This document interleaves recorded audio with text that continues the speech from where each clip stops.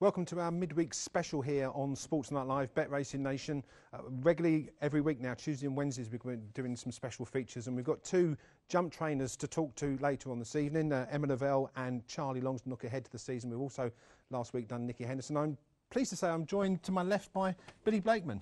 Evening, Peter. I was passing anyway, so I thought I'd pop in just to... Absolutely, just to sit there for the next half an hour. Indeed. And you come into a storm, didn't you, today? We'll talk about that a little bit later on and what happened today.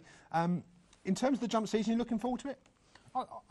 You know, I am, of course, but, you know, I'm really a flat boy at heart, so, you know, I'm more sort of going to miss the flat, you know? Really? So, I can't wait to get into the jumps, I can assure you. And there's some good racing sort of starts October time, doesn't it, really? With the Cheltenham meeting, which is on the same day as Champions Day. Yeah, I mean, Champions Day, not my favourite flat meeting. Yeah, so, no, it's great. I mean, jump people are really passionate. It's great that we can sort of get into the jump season. Yeah, let's enjoy it. Absolutely, and we are delighted to say that we're joined this evening by Emma Lavelle. Good evening, Emma. Hi there. Thank you very much for joining us. I must say, since we went on Twitter today to say you'd be on, we've been inundated with questions. But I think the first thing to ask is, how are the majority of the horses, and have you had a good summer? So the horses seem in really good form. They are coming along nicely. We'll have start to have a few runners towards the end of the month. And yeah, we've had a great summer. We've actually just had everything turned out. We've had very, very few runners. We had a bit of an issue just, our farm is was surrounded by oilseed rape this year.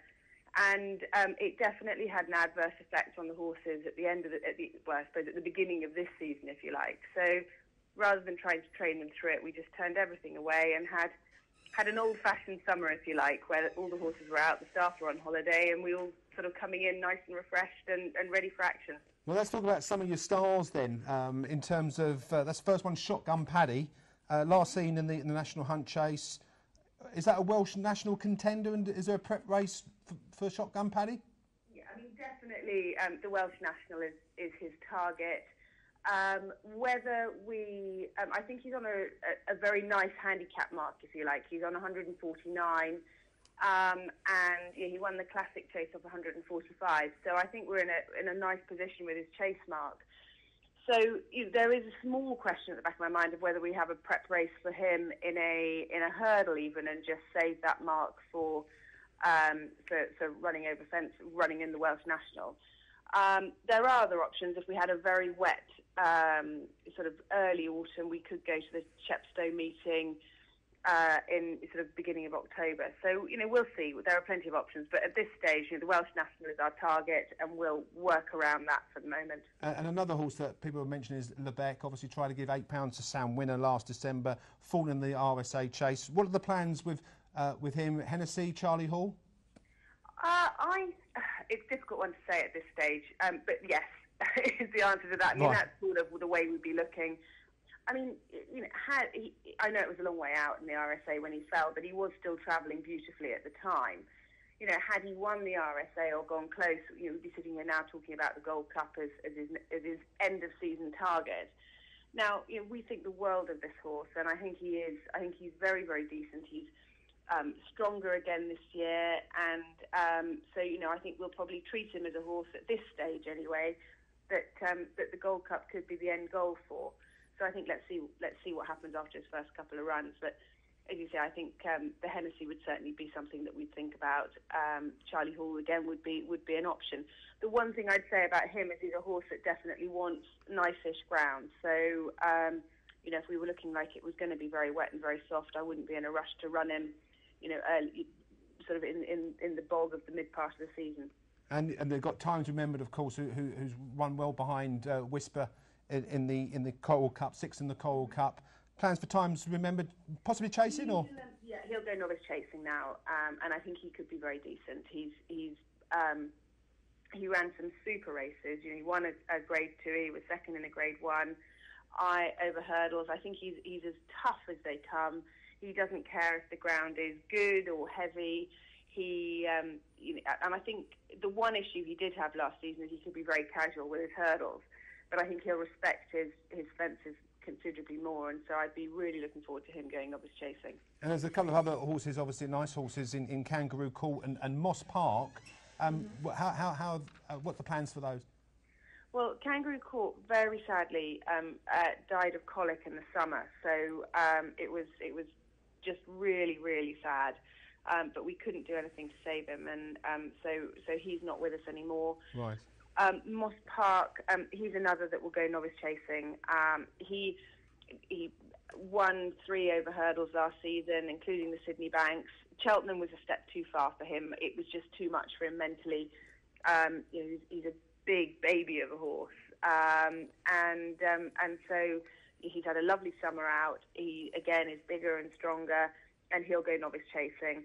He loves jumping, and I think that soft ground. I think he'll be away over fences this season. And some other horses, Gull and Bursty, is that a long-term Topham potentially? Gull and Bursty again he's in terrific order, and his long-term plan will be the Topham. He's such a great jumper, and I think that sort of race will really suit him. I feel that I was trying to make him into a stayer, and I'm not absolutely convinced that he truly is that last season.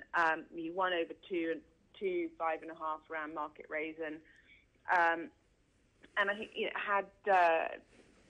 had things gone sort of slightly more to plan, and I'd been campaigning him over a slightly shorter trip, I think he would have not just been placed in as many races as he was, but would have actually finished up winning some. But again, his season will be tailored around the Topham. But he's a straightforward horse, doesn't want the ground too soft, but I think there's definitely off his mark more races to be won with him. OK, just a couple more. I mean, obviously we've got a lot of people tweeting in and everything. Fox Appeal and Andy Kelly. So Fox Appeal, he's a little bit stuck between a rock and a hard place in that he's raced 151. He was very impressive when he won at Ascot, winning his Grade 2 there.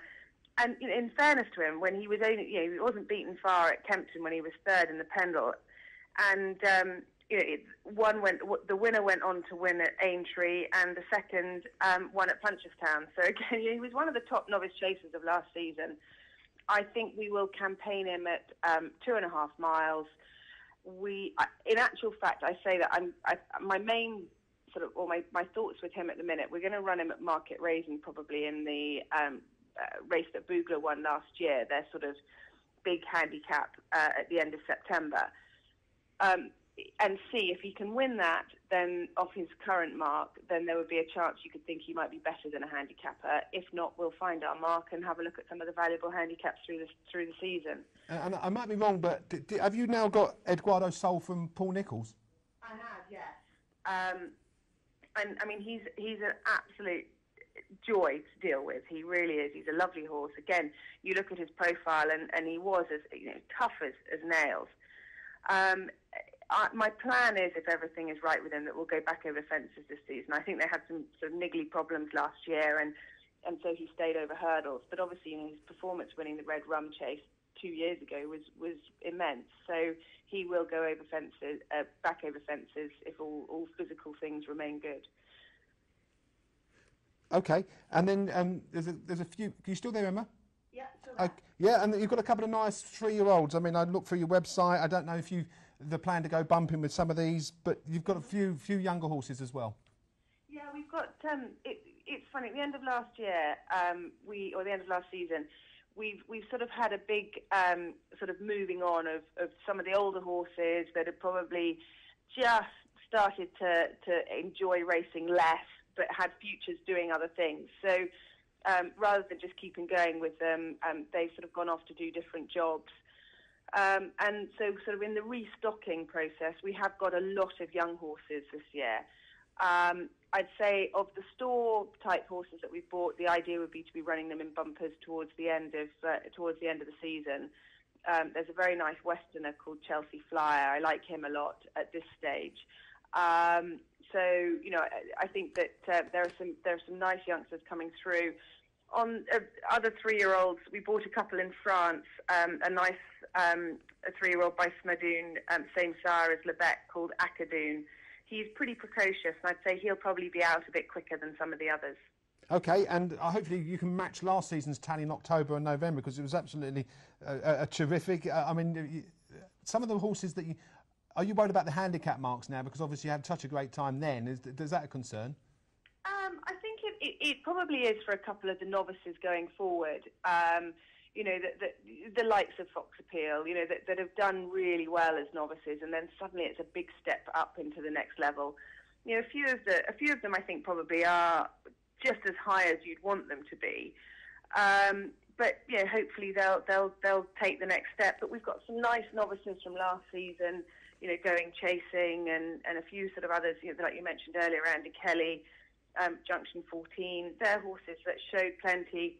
You know, they're only 5-year-olds now, so there's a lot of improvement. And with Junction 14, I mean, he was absolutely hammered, wasn't it, for winning at Kempton?